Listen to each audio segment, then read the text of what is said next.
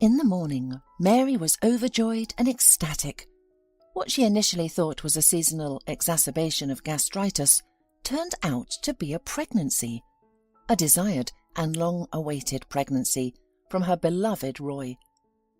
Mary spent her entire childhood in an orphanage. She had faint memories of her parents. Her father died at a young age from lung cancer, as he smoked 2 packs a day. Her mother was born with a heart defect and couldn't bear the loss of her husband. Mary was only 4 years old at the time. She remembered her mother fainting and she would run to the neighbours to get a doctor. Her mother had been saved multiple times, but she refused to be hospitalised. There was no one else to look after Mary. Mary remembered someone saying at the funeral, "She loved him so much that she didn't want treatment. She wanted to be with him. She just didn't realise it." Mary was taken to an orphanage where the teachers kindly explained the new routine, the other children and the rules. Mary was obedient, but very withdrawn, like most children in the orphanage. Mary graduated, went to college and met a young man, but he turned out to be one of those who were only interested in physical relationships. Perhaps every girl encounters such individuals. Guys aren't very selective when they're young, and girls are still so naive. After surviving this little tragedy, Mary lifted her head and kept moving forward. She was very lonely. Mary worked at a flower store and even completed florist courses. She loved working with flowers. She felt like a fairy. Even though no one gave her flowers, she was surrounded by them all the time, taking care of them. By the time she was 24, Mary realized that she wanted to take care of more than just flowers. She wanted a man in her life, at least one. She wasn't a bad person, but she had been traumatized, making it extremely difficult for her to build relationships. Mary realized that she had confined herself within 4 walls and began trying to change. She got a cat and started going to the movies every Saturday. She had acquaintances with whom she could sometimes chat or seek advice. Thanks to social networks, communication had become easier by that time. Soon, Anne met Roy. He had just obtained his driver's license and was working as a cab driver. When he spotted her walking in the rain, he slowed down near her. "Hi, do you need a ride?" he asked, rolling down the window. "No, thank you.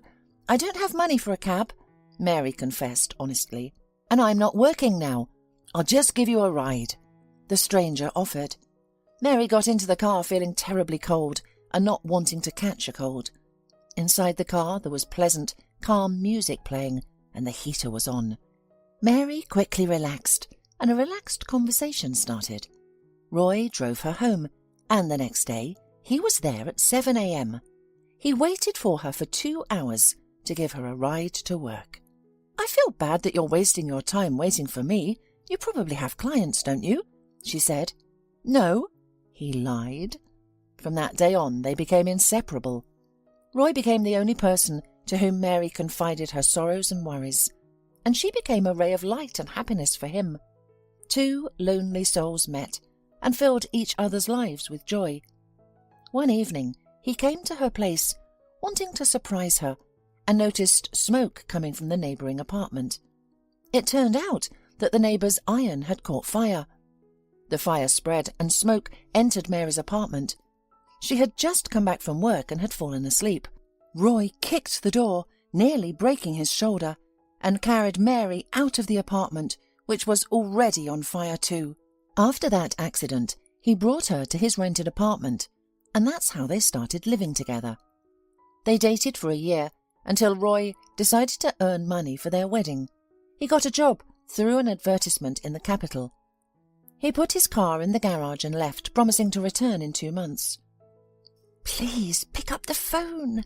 I have to tell you the great news," Mary whispered in response to the beeps, but unfortunately she couldn't reach Roy. She thought he must be busy at work, and she could inform him about her pregnancy later. Joy was overwhelming her. She was eager to share it with someone. However, she had no relatives, and Mary had made a mistake by telling her boss about the pregnancy. He used to be kind to her, and they had good communication. But after learning about the pregnancy, he became nervous and asked Mary to resign voluntarily. I won't demand anything, but I need a job now. I feel good." The boss simply shook his head. "You'll start taking time off, taking sick days. I can't afford it. My business isn't doing well. I only have 3 stores in the city, and there aren't many customers. Sometimes I have to work at almost no profit." Mary was shocked. She silently signed the resignation letter and left, taking her final paycheck. What should she do now? Who would hire a pregnant woman? The apartment had burned down. They promised to repair everything and make the building livable again, but they didn't give her a specific deadline. Mary dialed Roy's number again. He should calm her down and assure her that everything would be all right, that money was not a problem. But Mary could only hear beeps on her phone, and on the 3rd day, instead of beeps, the message changed to, "The subscriber's phone is switched off or out of range." Mary was worried. Roy had never disappeared for such a long time. He didn't even know he was going to be a father. The rent due date was approaching. Mary was angry with Roy. She couldn't afford to pay the rent of his apartment, so she had to find a room in a hostel that was twice as cheap. She had spent 2 days packing and worrying. Mary tried not to cry so as not to stress herself and end up in the hospital, potentially risking the baby. That would be foolish. She assumed that Roy had just lost his phone and would call back soon. When he returned, he would berate her for moving out, and she would berate him for leaving a pregnant woman alone, and then they would cry with joy and relief that they were together again. The landlord of the apartment that Mary had cleaned before leaving yelled at her. "You should have given me 2 weeks' notice. How am I going to find tenants now, and who's going to pay me for the empty period?" he yelled. "I'm sorry, I should have told you yesterday, but 1 day wouldn't have made much difference. Besides, you asked me not to call on weekends." "You've got to use your head. Stupid women. I'll only rent to men now. You're nothing but trouble," said the angry landlord. Mary silently put the keys in his hand and left, feeling ashamed and guilty. She moved into a small room where the constant noise of children and neighbours running through the common corridor with wooden floors kept her awake day and night. She constantly wanted fruit. The child demanded vitamins, and there was less and less money left. To make ends meet, Mary took a job washing dishes at a restaurant. She honestly informed the employer about her pregnancy and financial needs. He allowed her to work for a small fee unofficially. Despite her efforts, Mary struggled to make ends meet. Meanwhile, she filed a police report. "How long has he been missing?" the officer asked. "A long time. It's been the 3rd week, 17 days, Mary clarified. She was pale and exhausted, having rushed there on her lunch hour. "We'll do our best, of course, but in cases like this, there are 3 possible outcomes. He might have died, be in the hospital, beaten and without documents, or he may have met someone else and doesn't want to return. There's a 4th possibility. He may be unable to contact anyone. But people usually go to the police in such cases, and through them they can reach out to their relatives. Does he know your number? Are there any relatives else?" "Oh no, his parents passed away, and his grandmother lives in another country. He has no one here, only me. But he knows my number. I haven't changed it. I've called him so many times. Why doesn't he answer?" Mary shared all the information she knew about Roy's work in the capital and his employer. 4 days later, she received a call. "We checked the morgues and hospitals, but found nothing. We issued a wanted notice, but it has been 4 days now and there have been no results. Typically, if there are no results within the first 3 days, it is unlikely that the person will be found, especially since he disappeared much earlier. Stay strong. If there is any news, we will call you, but please don't get your hopes up. He is likely dead. There is so much crime there." Upon hearing this, Mary felt nauseous and dizzy. She didn't know how to process this information. All day long, she had hoped that the bad news wouldn't be true. However, when she read online claims from others who had also lost loved ones in the overcrowded cities, she realized that the police were not exaggerating. A month later, Mary was quietly walking along the bridge. The embankment was filled with couples who strolled there every evening. They appeared beautiful and happy, some even walking with their children. Mary looked at them and tears welled up in her eyes. She knew she would never walk like that with Roy, as he was gone, and their child, if they had the strength to lift him, would never see his daddy. Such a longing came over her. Hormones were choking from inside.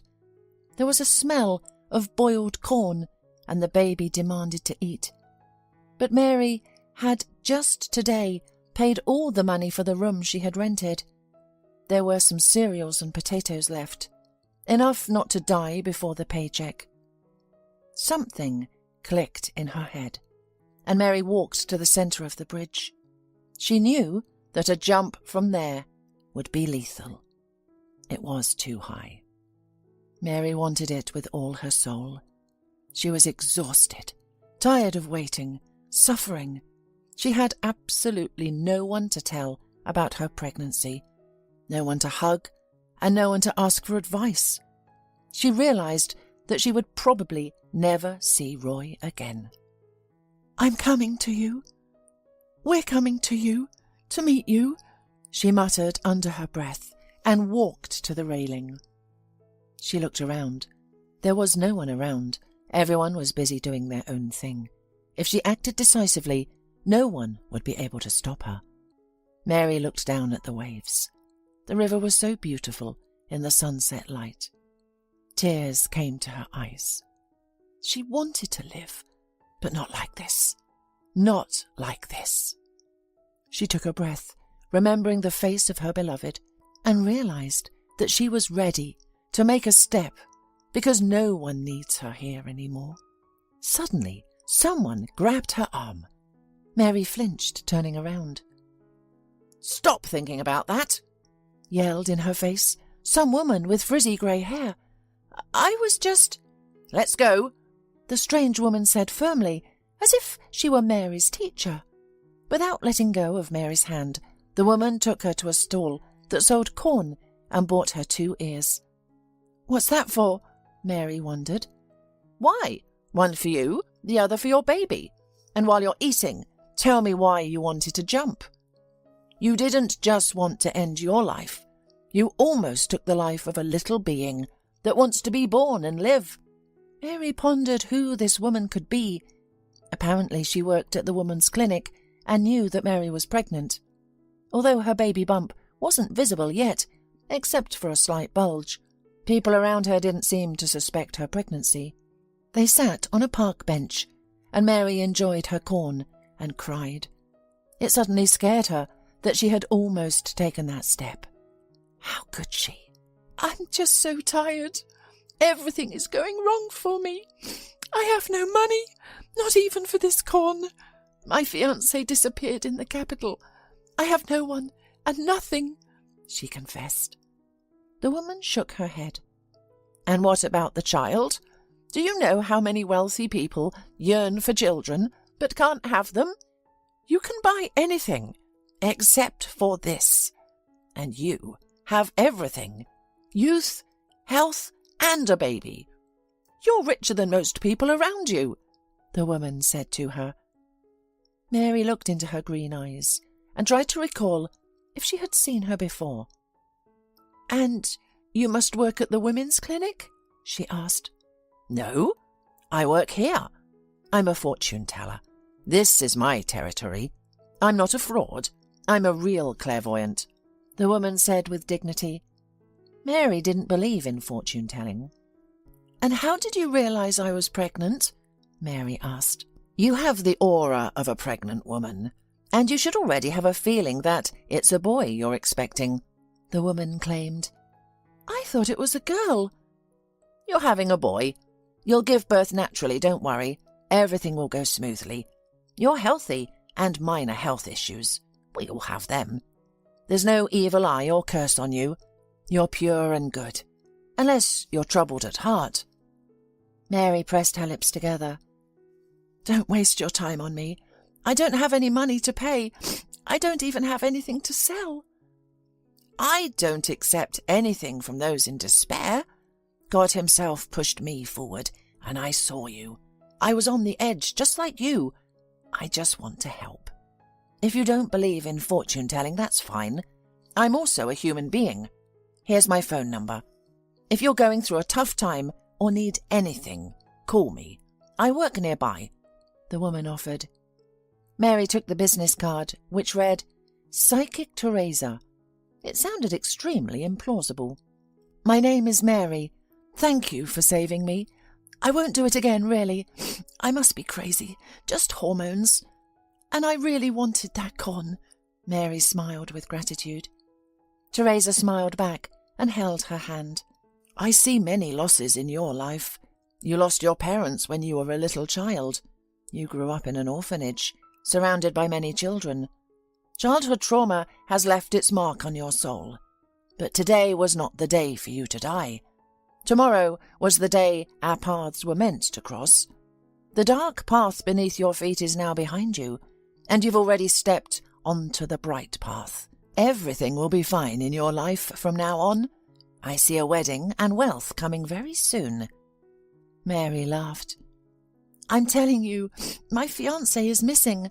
Will he turn up?" she asked hopefully. The fortune-teller looked at the lines on her palm. "I see that he has vanished from your life. You are left alone. But the wedding will not be with him. It will be someone else. A red-haired man." Mary withdrew her hand. "That's enough, really. It's all nonsense. Don't be offended, but I am now like a widow. I've lost the love of my life. Would I marry another man? Would a wealthy red-haired man look at me, a beggar? Who would want a pregnant orphan? I know you mean well, but you're painting too rosy a picture. I don't believe it." Teresa shrugged. "It doesn't matter, honey. Just don't do anything else foolish. This baby wants to be born and will bring you happiness." "Did you see that in my palm too?" Mary asked. "No, I'm telling you this as a mum. I have 3 sons, and I am the happiest mum." After saying goodbye to Teresa, Mary left. Their conversation was, of course, stunning. As she was leaving, another woman, apparently a regular client, approached Teresa and asked her to read her fortune. Apparently, Teresa was known to many people here, and many believed in her words. However, to Mary, Teresa was just an ordinary, retired housewife who had overwatched Psychic Challenge and now did fortune-telling on the bridge on Thursdays. On her way home, Mary saw a crumpled bill flying across the road. It was $100 note. She looked around. There was no one around, so Mary decided to keep the money for herself. "Well, the white streak has begun," she smiled. Mary went to the store and bought some groceries. She got a good discount at the cash register because of a promotion. Luck was on her side again. Back home, Mary took a sedative. The thought that she had almost jumped off the bridge scared her. What was she thinking? Stupid. As she fell asleep in the evening, she thought that maybe it wasn't so bad. Yes, Roy was missed, and it was a huge loss, but there was nothing she could do. She could only keep on living. The next day, her boss raised her salary and told her that the probationary period was over. Mary turned out to be a responsible employee. Mary was happy with such a beautiful day. Everything was going great. The restaurant's cook found out that the dishwasher was expecting a child and began to bring her fruits and delicacies from time to time. Was Teresa really a clairvoyant? That same evening on her way home, Mary almost got hit by a car. The car suddenly turned out of the corner, and currently Mary twisted her leg so sharply that she fell right onto the road. The car was expensive and had time to slow down. A young man got out of the car. Mary was afraid he would start yelling at her. She couldn't stand being scolded since childhood. "How are you? I'm sorry, it all happened so fast," the man said, helping her up from the pavement. She looked up at him and smiled. "You're a redhead." The man laughed, helping the girl out of the way. There were already cars honking behind them, unhappy that they had to detour a huge white car across the oncoming lane. "Yes, but why did it make you laugh?" "Sorry, it's just nonsense." Mary tried to stand on her foot, but immediately shrieked in pain. "Get in. I'll give you a ride to the emergency room." "Thank you." Mary got into the car. The conversation flowed as if they had known each other all their lives. The man introduced himself. His name was Jason. He drove Mary to a private clinic and personally escorted her to a doctor he knew. "We need to get an X-ray," the doctor announced. Mary shook her head. "No, I can't. I'm pregnant. I won't expose the baby to unnecessary radiation. Whatever it is, it will heal." Jason was very upset by what he heard. Currently, he was ready to fall in love with her, but it turned out that she was pregnant. The doctor nodded.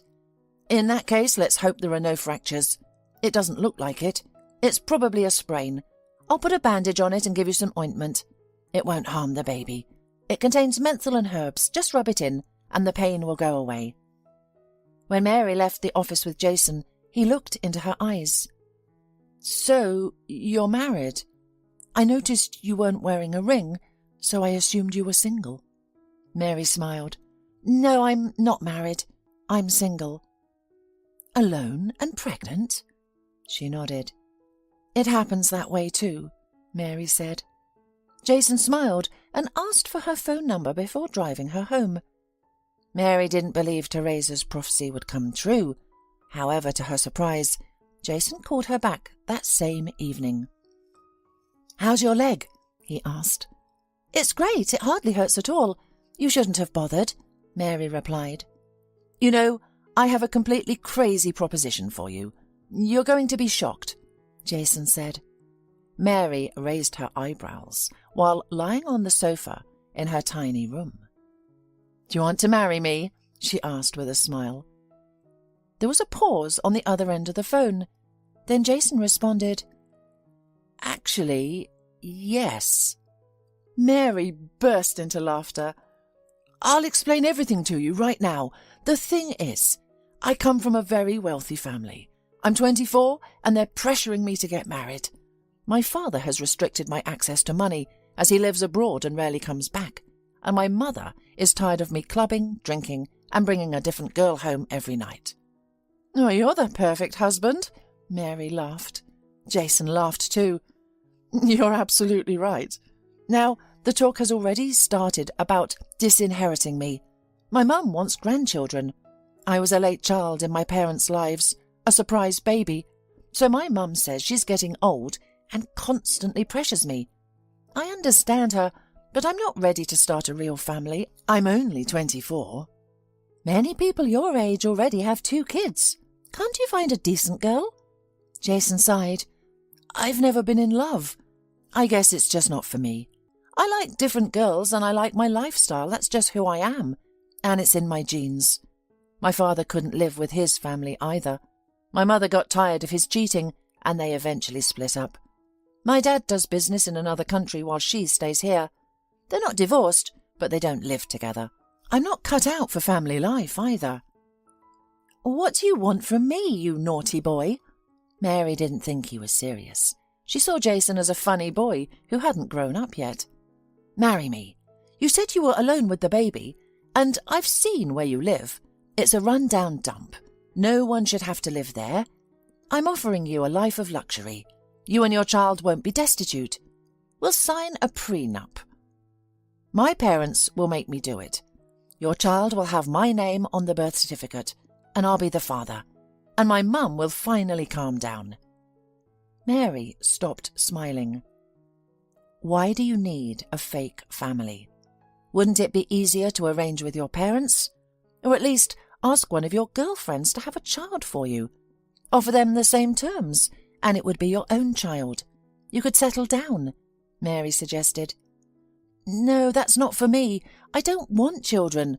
My mum doesn't know, but I've had a vasectomy. One girl tried to blackmail me, claiming she was pregnant with my child. She wanted to marry me for money, of course, and we only slept together once. I'm always cautious. Her lies were exposed. She wasn't pregnant at all, and I went to the clinic and had the operation. Now no one can take advantage of me like that, and I can continue to have fun like before. Mary, I understand that my proposal is unexpected. It's crazy, Mary interrupted. Yes, you're right, but I've taken a liking to you. If it weren't for your situation, I would want to add you to my list of girlfriends. I have asked you out on a date and tried to get you into bed. Well, honestly, that's just who I am. I can't help it. But you're a good girl, and we can help each other. We'll get married, and you can live with me while I continue to party like I used to. You'll lie to my mum and tell her I'm working so she won't bother me. She'll be happy, and she'll babysit your kid. Is that so bad? You said today that you're an orphan. I thought this would be perfect for us. Think about it, okay? You'll be well off and your child won't be in need. What more could you ask for? Mary pondered for days. What confused her the most was that Roy hadn't been reported dead yet. What if he was found? How would she explain that she had married someone else? And what would she do then? Hope didn't want to die within her, and Mary decided to refuse. However, the next day, while washing dishes at the restaurant, Mary changed her mind.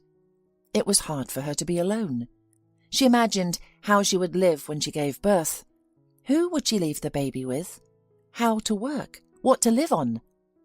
Mary understood from the very beginning that she would most likely have to seek help at one of these centres for mothers in difficult situations. And now Jason was offering her the option of not having to worry about food and a roof over her head. Why should she give it up? Yes, Roy was the love of her life, but Jason isn't dragging her into bed. He's only offering her a roof over her head. His elderly mother will have a grandson, and Mary's son will have a grandmother. He wouldn't have any other way. It's not just an option. It's the best thing that happened to her in a long time. Mary called Jason back and told him she was in. Great! Don't worry, we'll only be husband and wife on paper. I promise not to hit on you. I'll be your business partner. Jason, what if the father of my child comes back? Asked Mary. I can't rule it out. He went missing in the capital, went to work and didn't come back. I still love him. Jason sighed. You'll go to him. I'll play a story in front of my mum that the child was not mine. Well, there's also the possibility that I'll meet a girl I'll love. Then I'll break our pact myself. And I'll have to make up a cover story in front of my mum too. How much easier it would be if my parents accepted me for who I am. But after all, they're constantly pressuring, blackmailing, almost marrying me off to the daughter of a family friend. Mary smiled. What's wrong with the daughter of a family friend? She asked. They're too religious. Goodbye alcohol and all my entertainment. So they decided that they would reserve the right to break off the relationship at the will of either party. It would be spelled out in their contract, which Jason's parents must not know about. And in the evening of the same day, Mary received a call from the police. Her heart sank. They found him, she thought. Mary, good evening. I'm calling to inform you that Roy Isler has not been found and has not been declared missing today. If you need such a certificate, you can apply to our department tomorrow. Mary cried for a long time. All sorts of thoughts came into her head. What if it was her fault? Mary slapped her face and washed her face with ice water. Enough hysterics, she said rudely to her reflection in the mirror. You're doing this for Roy's baby. The meeting with Jason's parents went as usual. Mary was distressed, but in vain.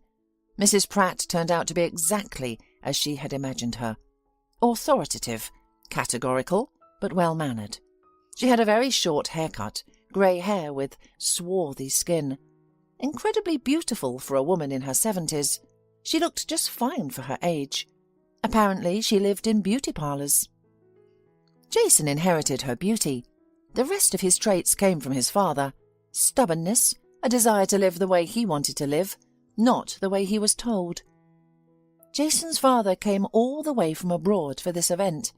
The day before, Jason had brought Mary to a boutique, where she was embarrassed to be. Let's buy you something here.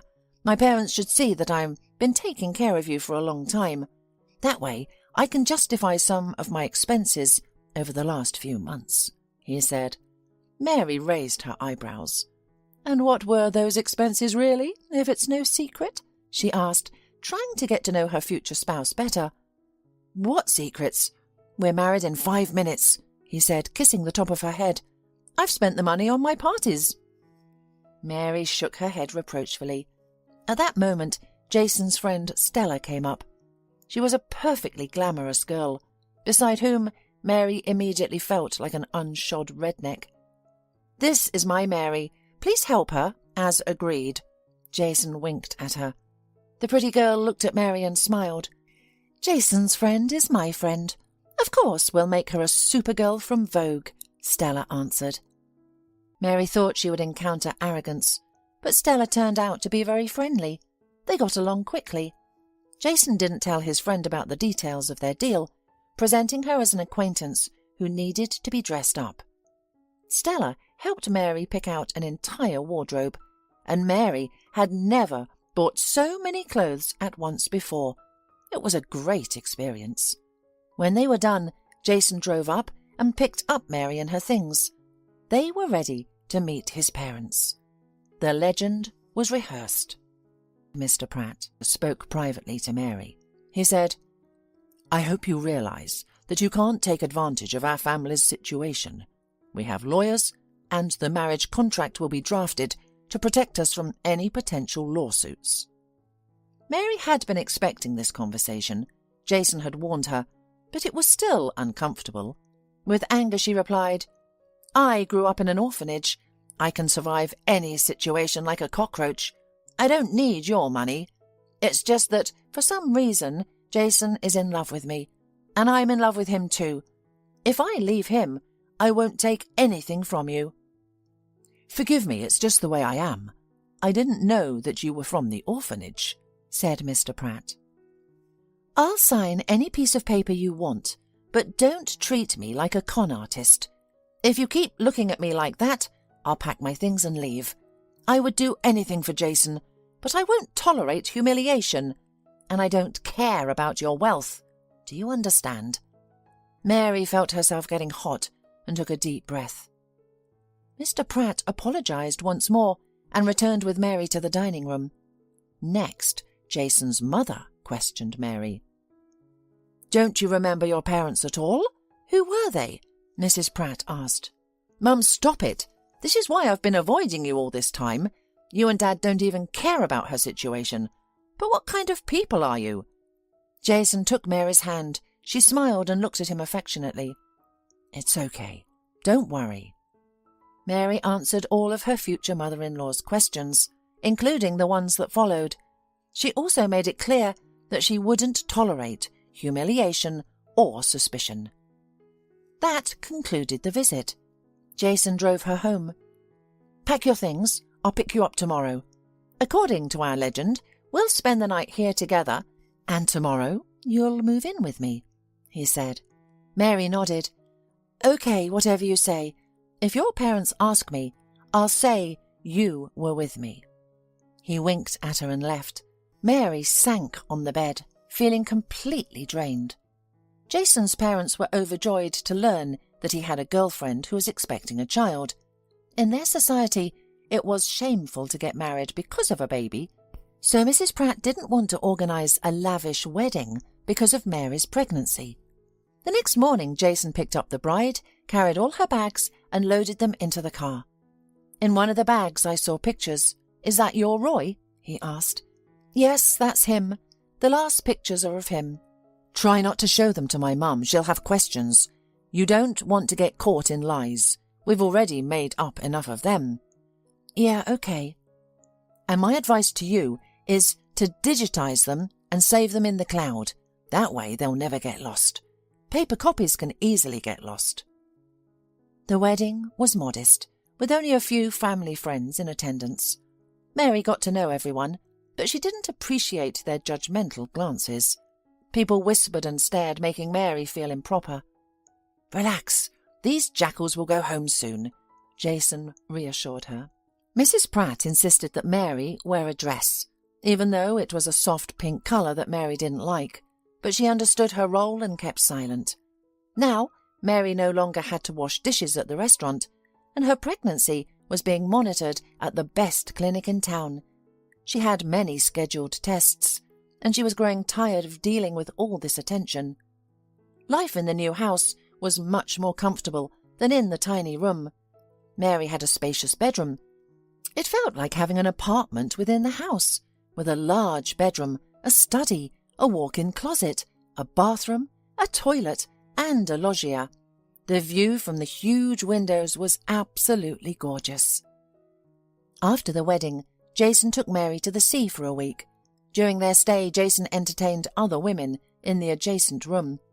Mary could hear them at night, but she didn't complain. It was her first time at the sea, and she was flying first class and staying in a luxury hotel. Mary quickly adapted to her role as the ideal wife. Despite Mrs. Pratt's willfulness, Mary tried her best to please her, and they lived peacefully without quarrels. However, Mary always felt her neglect and disappointment.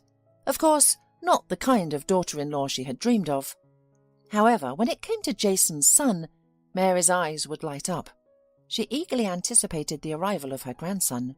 Mary felt guilty about the deception, but she knew that if Jason hadn't gone along with it, Mrs. Pratt would never experience holding the baby in her arms and calling him her beloved grandson. Jason showed little interest in her pregnancy. He was hardly ever at home. Mary was lying about his attentiveness, how he called her and showed concern for the baby's health. Closer to the birth, they had a heated argument about the baby's name. "I want to participate in the choice," said Mrs. Pratt. Jason argued with her. He realized that he had no right to interfere with it. "I promised Mary that she would choose the name herself. I will give him my surname. Can't she at least choose the name?" Jason said. Mary smiled, gently stroking her large belly. "Mrs. Pratt, what name did you have in mind?" she asked, curious to know what pretentious name her mother-in-law would suggest for her grandson. "I wanted to suggest the name Roy. I've always liked it. I wanted to name you that, but your father chose the name Jason, although he also gave you a surname and patronymic," Mrs. Pratt replied. Mary looked at Jason, and tears welled up in her eyes. She hadn't expected to hear that. "What's wrong? No, don't be upset. I just wanted to provide a suggestion," her mother-in-law said, realizing that she had spoken too harshly and offended Mary. No, it's just hormones. I'm sorry. I really liked the name. I didn't even think about it, Mrs. Pratt. I want my son to be named Roy." Mary smiled, taking her mother-in-law's hands. "Our son," Jason corrected her. Mary nodded. She misspoke, but her mother-in-law let it slide. She was ecstatic that her daughter-in-law had accepted her suggestion. For the next week, she didn't even cast contemptuous glances at Mary. Jason was indifferent to what the child would be named. Mary increasingly realized that he had never truly grown up.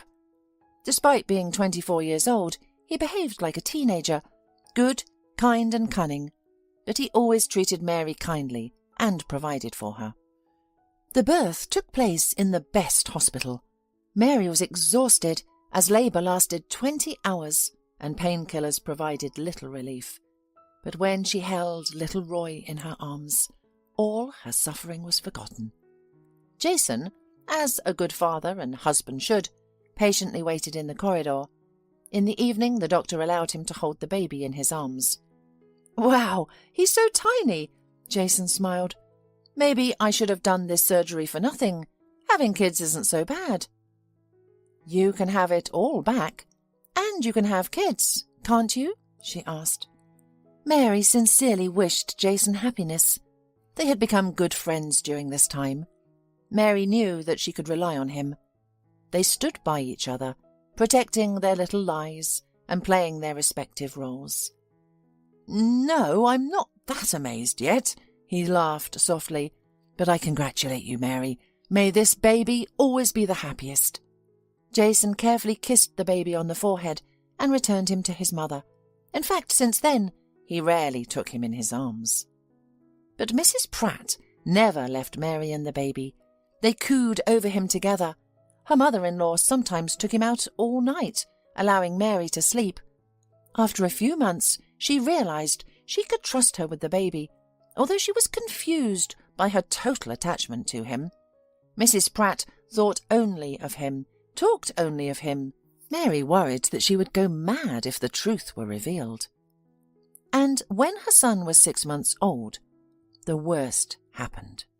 No one was ready for it. Mrs. Pratt was in a wonderful mood that day. She was holding her beloved grandson in her arms when the phone rang. Mary was there, sitting in a chair. "Mary, take Roy," said Mrs. Pratt, after hanging on. "Something's happened," Mary asked. "Yes. Jason crashed in an accident. He's dead. We have to go to identify the body," she said, as if it was something insignificant. Mary took the baby and sank into the chair. Tears sprang from her eyes. Mrs. Pratt didn't cry then, nor did she cry at the line-up. She simply did what was necessary. But she stopped smiling. For good. Jason was hit by a car at a crosswalk. He had parked his car and was crossing the road, holding a bouquet of flowers for his girlfriend. Another person, rushing to deliver post, hit Jason, and he died at the scene before the ambulance arrived. The accident was attributed to Jason wearing headphones. The driver was prosecuted, and there were court proceedings, but Mrs. Pratt and her husband did not attend. Mary's mother-in-law chose the coffin with frightening equanimity and arranged the farewell ceremony. She held it as if she did not realize what had happened. It wasn't until they reached the cemetery that she burst into tears. She cried for a long time, cried for nights. Mary was by her side and tried to support her. Jason's father left immediately after the funeral. Mary asked him to stay with his wife, but he said he couldn't stay there. After the funeral, Mrs. Pratt did not leave her room for several days, until she accidentally ran into Mary in the kitchen. Mary had come there with her son in her arms. "May I?" Mrs. Pratt asked, aged a dozen years at once. Mary nodded and gave the child into her arms. Mary realized that she needed a distraction because she considered Roy to be Jason's son, his continuation. One day she went into her mother-in-law's room and didn't find her there. The child was also missing. Mary began to panic. She started calling, but Mrs. Pratt's cell phone lay at home on her bed. Mary threw on a sweater and ran out into the yard. She made her way around and was about to call the police when she ran into her mother-in-law at the door. "God, where have you been? I was so worried." Mary snatched the baby out of her mother-in-law's arms. The woman raised her eyebrows. "I just went to the store with Roy, decided to treat him, bought him a toy. What's the panic?" Mary took the child and went into the house. From that day on, her mind began to come to her more and more often about leaving that house. The kindergarten, where she wanted to take her son before she met Jason, accepted children from the age of 1.5. There was a nursery group for such babies. Mary had thought of everything. She had some savings. Intuitively, she realized that one day she would have to leave this house. That's why she was saving money. Now she could rent a normal apartment, not rush to get a job, and not worry about money for at least 6 months. But Mary couldn't just leave her mother-in-law. Jason had been so kind to her, and he would not forgive her if she found out that Mary had simply taken away her child, whom she considered a grandchild. They continued to live together for another month. "Do you know why Jason crashed?" Mrs. Pratt asked once. Mary tensed. Mrs. Pratt had not spoken about her son once since the day he died. "He was crossing the road with headphones on. He arrived at his mistress's house and was walking towards her and talking to her through those very headphones. Did you know about it?" Mrs. Pratt asked bluntly. Mary shook her head, afraid her eyes would give her away. You think I didn't understand everything from the beginning. You think I didn't see that you're just looking for an excuse to run away from this home. I heard you calling your old job. Mary was taken aback. She sat silently staring at her mother-in-law. You've got it all wrong. I'll explain.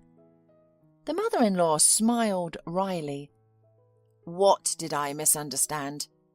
Do you think I didn't know that Jason and you were in cahoots from the beginning?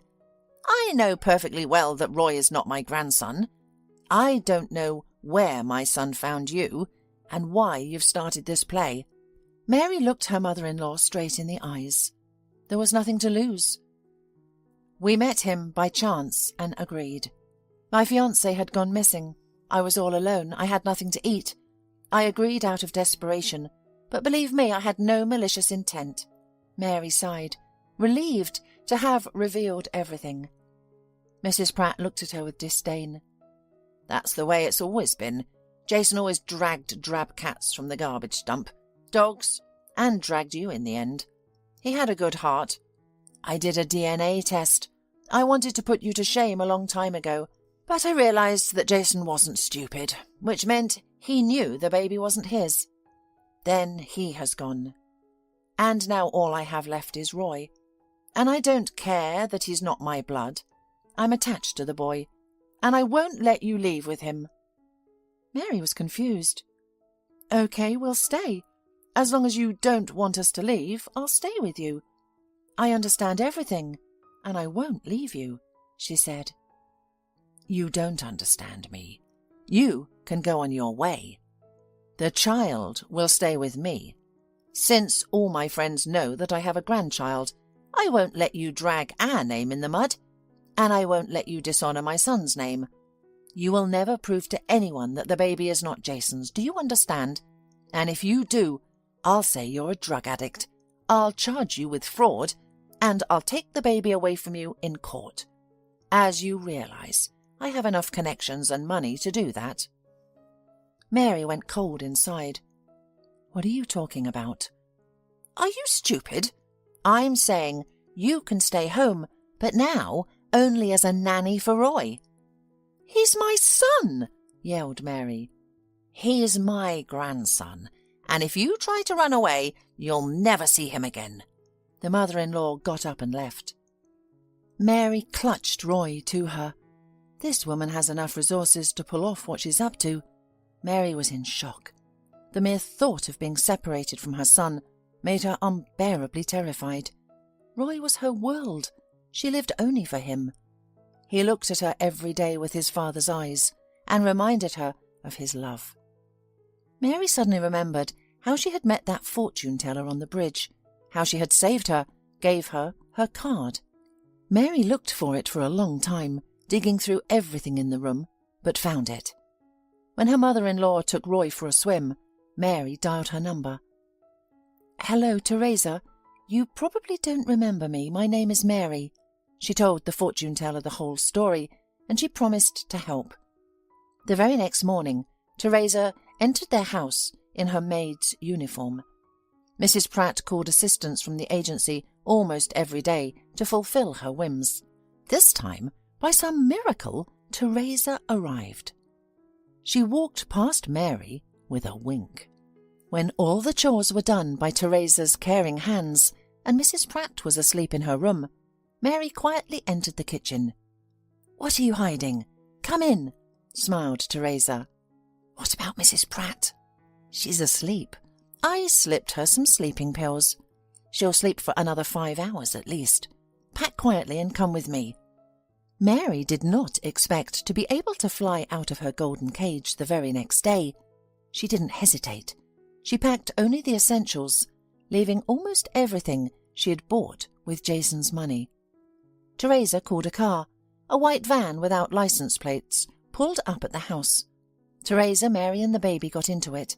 They left in broad daylight, taking only 2 bags of things. The fortune-teller brought them back to her place. Mary was tired, sweating. The apartment was small but cosy. There were 3 spare rooms. "You know, I lied to you then about the white streak. I noticed that another death and deceit awaited you, But I told you about the wedding so that you would not be discouraged. I was afraid for you," Teresa recalled. "Yes, you saved me, and it turned out just like you said. You know, Teresa, I don't believe in fortune-telling, but I believe in you. This is the second time you've saved me," said Mary. It was hot in the room, so she took off her sweater, revealing an ugly old scar on her bare shoulder. It was small but noticeable. "Where did that come from?" Teresa asked, freezing in place, startled. "I've had it since birth." Mary waved her hand. But Teresa looked at her quite differently.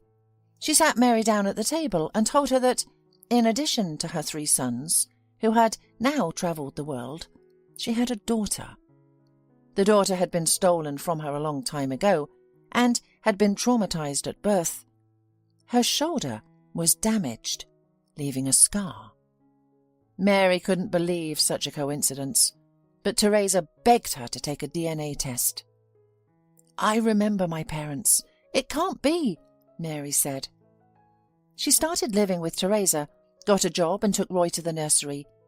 Mary couldn't formalize it legally because she was afraid that Mrs. Pratt would find them through the child. Mary also took on part-time jobs to save up more money to move to another city. Teresa sheltered them, provided them with food, and helped them with everything, like a native mother.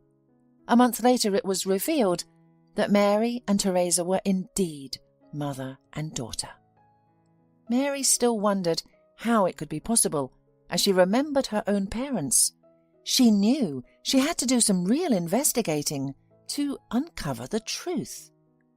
She found an old friend of her late father's who told her that her parents had trouble with having a baby. Mary's mother had been praying for a child. Suddenly a little girl appeared on their doorstep. They decided not to take her to the authorities and, instead, paid to have Mary registered as their own daughter. In those days, documentation was confusing. So, Mary found her birth mother, and Teresa found her daughter, whom she had cried for every night for years. They began living together as a family. But Mary was also worried that Mrs. Pratt could make her threats come true at any time.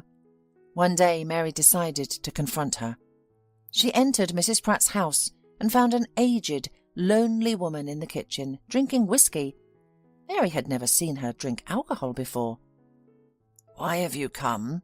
Mrs. Pratt asked. "I came to tell you that I'm tired of hiding. I want to make a truce. I want you to stop trying to take Roy away from me." "I wasn't looking for you. I don't have much time left anyway." It turned out that Mrs. Pratt had been terminally ill for a long time, and the death of her son had crippled her. The woman was just afraid of being alone and threatened Mary out of fear. After revealing that truth, Mary invited Teresa to meet Mrs. Pratt. Teresa looked at Mrs. Pratt's hand and saw that her lifeline was ending soon. "You will live for a long time. Don't be afraid. The disease will recede. And Mary and her son will be with you all the time. Everything will be fine," said Teresa, looking into Mrs. Pratt's eyes. Only when they returned home did Teresa confess to her daughter that her former mother-in-law would not live for more than a year. Mary packed her things to temporarily move in with Mrs. Pratt. She and Teresa had discussed that it would be better that way. Mary felt indebted to Jason and decided to be there for his mother until the end. When everything was packed, the doorbell rang. Roy stood on the threshold. Mary was overwhelmed with astonishment when she saw her beloved. She cried and hugged him tightly. Later they had a serious conversation, and Mary confessed that she had married another man out of desperate hunger. She told him about Jason and her dying mother-in-law. She told him about Teresa, who turned out to be her own mother, and her 3 brothers, whom she had turned out to have. Roy was upset that his son didn't have his surname. Mary tried to explain the situation and why she couldn't change the documents immediately. "Please understand, Mrs. Pratt is in her last months. She wants to believe that this is her grandson. She lost her son. We'll change everything once she's gone. If you'd like to, of course."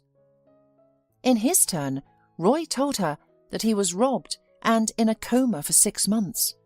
After recovering his memory and undergoing treatment, he turned to the police, and it was only now that they were able to find Mary. He had his own incredible story, where he found friends and was helped by complete strangers. His journey to the woman he loved was long, and now, holding her in his arms, he couldn't believe that Mary would just pack her things and go to live in another place without him.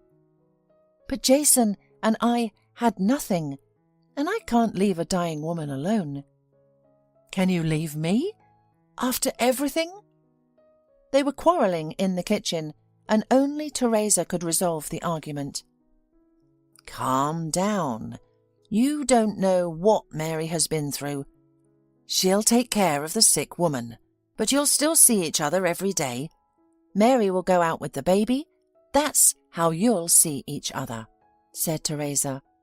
Teresa always spoke confidently, and people believed her. Maybe that was her gift. Mary moved with the baby to Mrs. Pratt's house and lived with her for another 4 months.